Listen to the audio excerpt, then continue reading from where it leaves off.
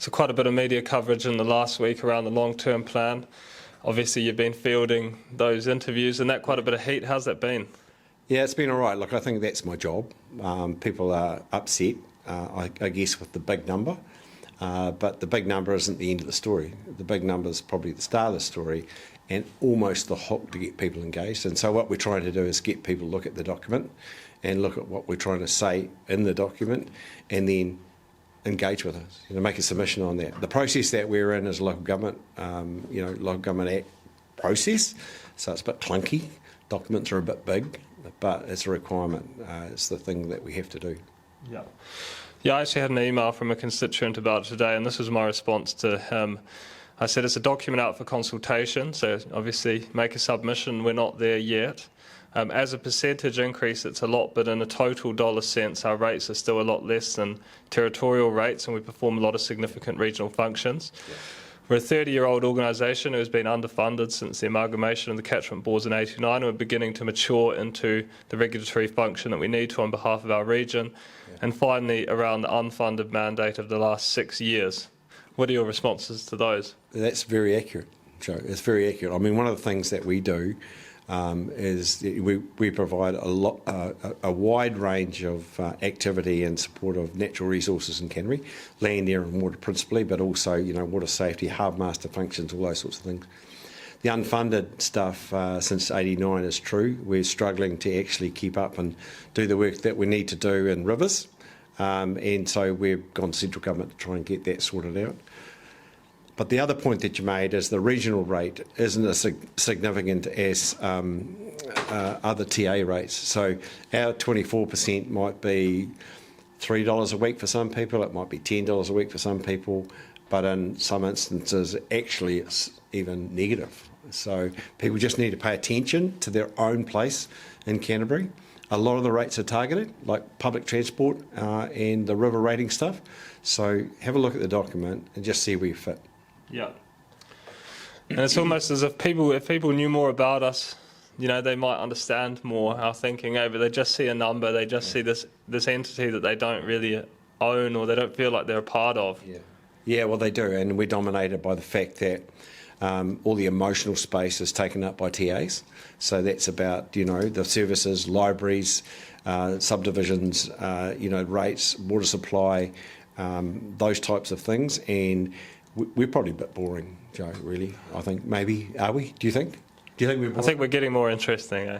Yeah, well, I think the things that we do are immensely interesting. This region is as big as, it's as big as Denmark.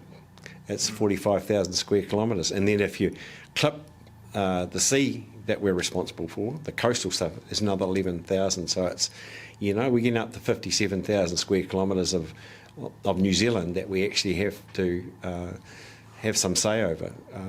I don't think people know that. I agree. Moving on to Wallabies. So how significant a threat are Bennett's Wallabies to Canterbury? The major threat, and have been for some time. Our biggest issue at the moment is to try and get them back in the containment area. So that's the Waitaki to the Rangitata, and then south of, east of Tekapo. So there's a fence going up there. So if we can control the wallabies outside of that fence, then we can start concentrating on the populations within. Do massive amount of damage in the South Canterbury Hunter Hills area.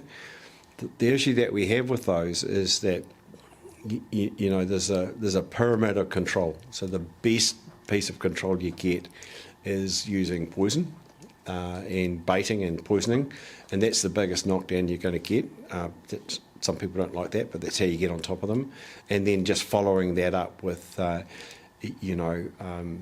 hunting them down and, dogs and men in the end. But the problem that we have at the moment is that when you start off at the head of that with poison, it takes 6 months for that to be clear of. That's the building falling down, Joe. That's a poster falling off the wall.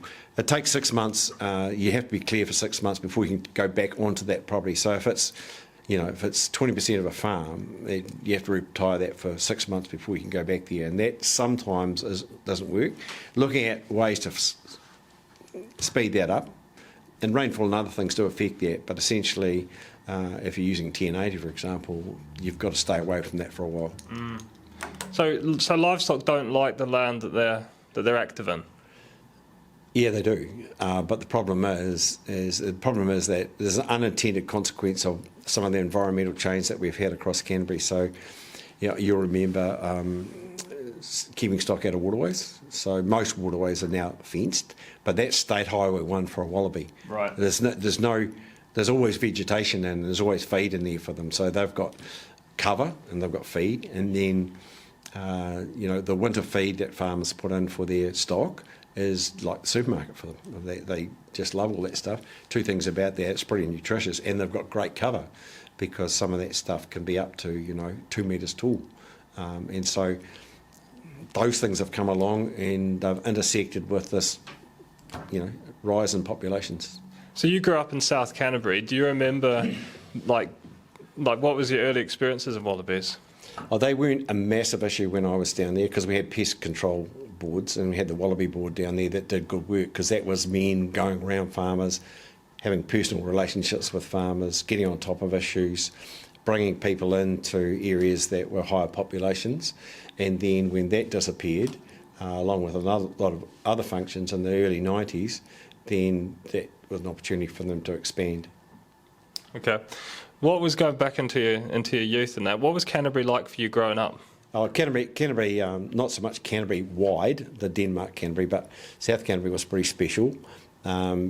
Pretty cool place to grow up. Not many people, still not many people down there actually, and a really good environment. And you've been down there, Joe, and you understand the difference and change from the time you go from the coast right up to the inland area.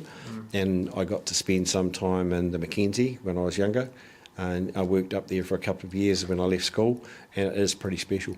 How do you think that environment shaped your personality?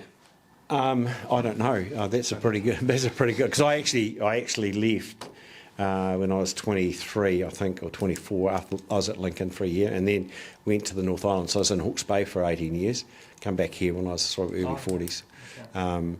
So yeah, and I really yearned to come back to Canterbury. I love Canterbury. I always liked the checkerboard effect of flying over Canterbury in the autumn with all the harvesting stuff going on. That's now green, so it's changed. It's changed a lot in the time. That's the irrigation. Well, it's not only the irrigation; it's just the pastoral effect of dairying and Canterbury's green. Canterbury, when I was a kid, was never green. It was always in the autumn, this time of the year. It was dusty and smoky because of burn-offs and things like that, and dry. Yeah, dry. Yes. So here, at ECAN at the Regional Council, often we seem to have, some differing views, some good debate between possibly our more urban councillors, possibly our more rural ones. How do you feel about the urban and rural relationship at the moment in Canterbury, and obviously particularly of Christchurch? I think Christchurch is an essential place, not only for Canterbury but also the South Island. So I think it's got that special place that we need to understand. It's the centre of a lot of the people. 80% of the people live in Canterbury live between Ralston and Rangiora. So and they get to vote and they get to say.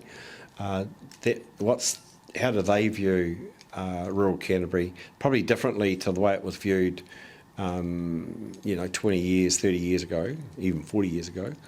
And I think that's been brought about by the fact that there's a lot of intense scrutiny in terms of the way we handle our natural resources and the effects of things like intensive farming and nitrates in the groundwater and those sorts of things. And the rivers and the amount of flow in rivers. So that's sitting there. But I think in general, everyone seems to know a farmer. When you talk to them, they all know someone, or they grew up and had a friend who was on a farm. So I don't think there's mistrust there. I think there's probably more misunderstanding, and maybe we can do a better job on that. I don't know. Yes, and so we talked a little bit about some of those conflicting interests around resource management. Do you think that the settings are in a good place in terms of regional resource management, in terms of national policy statements coming down from Wellington? I think it's become too prescriptive. I think that we've lost some of our identity as communities and able to interact with the natural resources that we have in our space. We need to trust our communities a bit more, that they will make the right decision. You know, we're different from Manawatu, we're different from Northland, we're different even from, shall I say, Southland, the West Coast and those other areas. But our communities know the things they don't like, they know the things they support, and they know, essentially, they know what their future should look like. And the massive issues that we've got in Canterbury is all about protection of communities around things like inundation from seawaters, you know, sea level rise and those sorts of things, and rivers, the work that we're concentrating on. Here in Christchurch, it's about making sure that people can get around and do the things they want to do, you know. So I take my job really seriously and I'm really happy to be doing it, but I don't know if everyone understands what we do. I don't know. So being the chair of a region, is that one of the greatest honours of your life? I don't know about an honour. I think it's something I truly enjoy. I mean, I always said about my role as a councillor and coming from South Canterbury, coming from you know, a place called Kerrytown, which is halfway between Pleasant Point and Temuka, is I always get excited when I come here. I always want to come here, but then Friday I always want to go home.